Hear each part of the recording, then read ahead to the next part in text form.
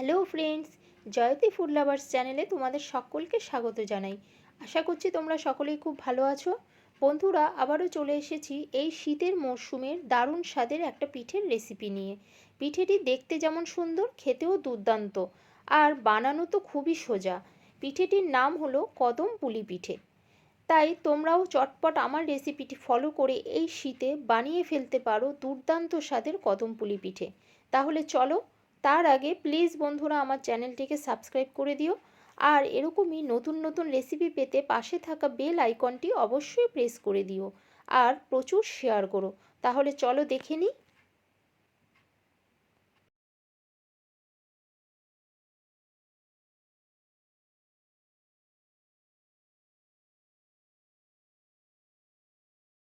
আমি এখানে নিয়ে নিয়েছি 100 গ্রাম বাসমতি চাল।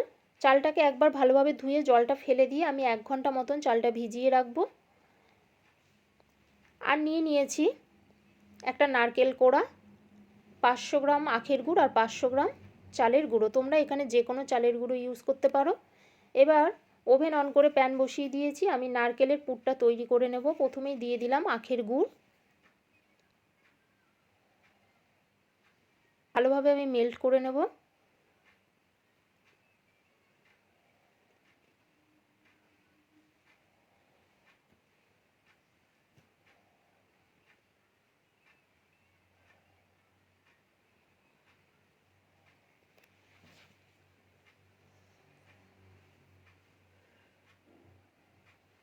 গুড়টা ভালোভাবে মেল্ট হয়ে গেলে আমি 1 মিনিট মতন একটু জ্বালিয়ে নেব।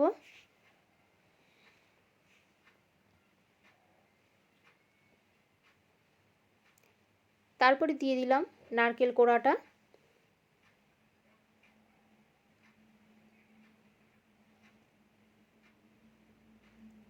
এবার ভালোভাবে নেড়েচেড়ে আমি নারকেলের পুরটা তৈরি করে নেব।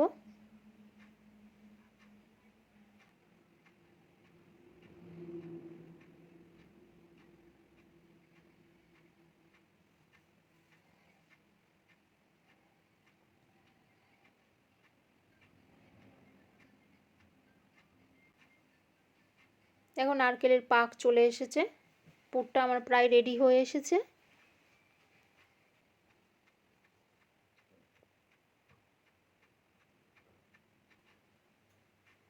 নারকেলের পুরটা আমার রেডি হয়ে গেছে। এই অবস্থায় আমি নামিয়ে একটা পাত্রে ঠান্ডা করে নেব।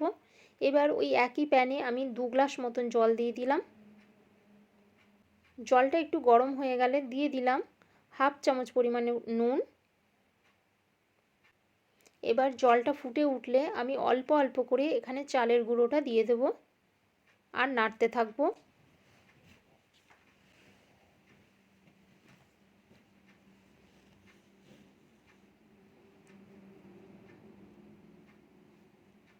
এবার ভালোভাবে মিশিয়ে নিয়ে আমি ওভেন বন্ধ করে 1 মিনিটের জন্য একটু ঢেকে রাখবো। এবার চালের গুঁড়োটা হালকা ঠান্ডা হয়ে গেলেই ভালোভাবে মেখে নেব। মেখে খুব সুন্দর একটা ডো তৈরি করে নেব। দেখো আমি খুব সুন্দর নরম করে একটা ডো তৈরি করে নিয়েছি। আর নিয়ে নিয়েছি সেই বাসমতি চালের জলটা ঝরিয়ে নিয়েছি। এবার এই ডো থেকে অল্প অল্প করে লেচি কেটে নিয়ে হাতের সাহায্যে একটা বাটির শেপে তৈরি করে নেব। নিয়ে তার মধ্যে নারকেলের পুর দিয়ে এইভাবে ছোট ছোট বলের আকারে তৈরি করে নেব।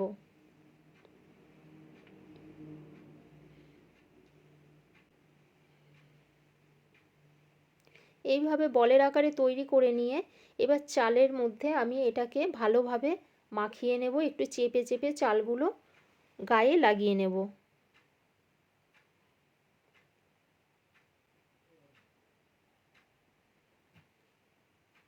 দেখো কি সুন্দর রেডি হয়ে গেছে।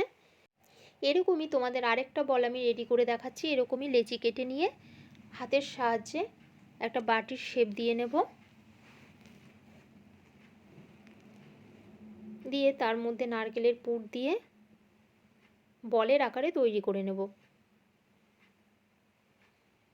এইভাবে বলের আকারে তৈরি করে নিয়ে আবারও ভালোভাবে চালটা গড়িয়ে গড়িয়ে হাত দিয়ে চেপে বলের গায়ে মাখিয়ে নেব।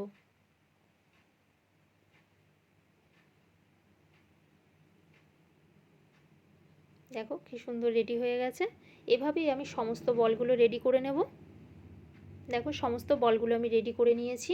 এবার আমি একটা পাত্রে জল ফুটিয়ে নিয়েছি আর নিয়ে নিয়েছি একটা স্টিলের ঝাঁঝরি। তোমরা যে কোনো স্টিম পাত্রে বা স্টিলের ঝাঁঝরি ইউজ করতে পারো। এবার একটু তেল মাখিয়ে নিয়েছি, নিয়ে আমি বলগুলো ফাঁকা ফাঁকা করে বসিয়ে দেব।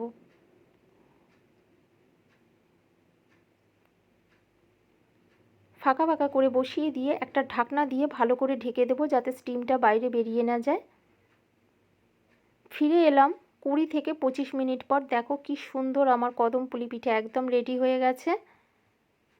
এবার আমি তুলে নিলাম। এভাবে একইভাবে আমি বাকি পিঠেগুলোও রেডি করে নেব।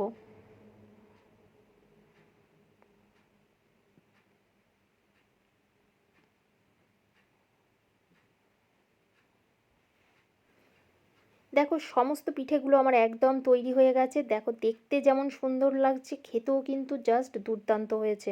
তো বন্ধুরা, আমার রেসিপিটি যদি তোমাদের ভালো লেগে থাকে তাহলে প্লিজ একটি লাইক ও কমেন্ট করে দিও। আর পিঠেটি আরও সুন্দর ও আকর্ষণীয় করে তোলার জন্য আমি নিয়ে নিয়েছি অল্প একটু দুধ, তার মধ্যে 1 চিমটে ফুড কালার মিশিয়ে নিয়ে আমি পিঠেগুলো আরও সুন্দর দেখার জন্য ওপরে একটু করে দিয়ে দেব। তো বন্ধুরা, তোমরা দেখতেই পাচ্ছ পিঠেটা কতটা সুন্দর হয়েছে। তাহলে চটপট তোমরাও বাড়িতে বানিয়ে ফেলো। আর আমার রেসিপিটি তোমাদের কেমন লাগলো তা একটি লাইক ও কমেন্ট করে অবশ্যই জানিও। আর আমার চ্যানেলটিকে সাবস্ক্রাইব করে দিও, আর পাশে থাকা বেল আইকনটি অবশ্যই প্রেস করে দিও, যাতে আমি নতুন কোনো ভিডিও দিলে তোমাদের মিস না হয়ে যায়। তো আবারও চলে আসবো খুব তাড়াতাড়ি নতুন একটি রেসিপি নিয়ে। তো আমার রেসিপিটি সম্পূর্ণ দেখার জন্য তোমাদেরকে জানাই অসংখ্য ধন্যবাদ।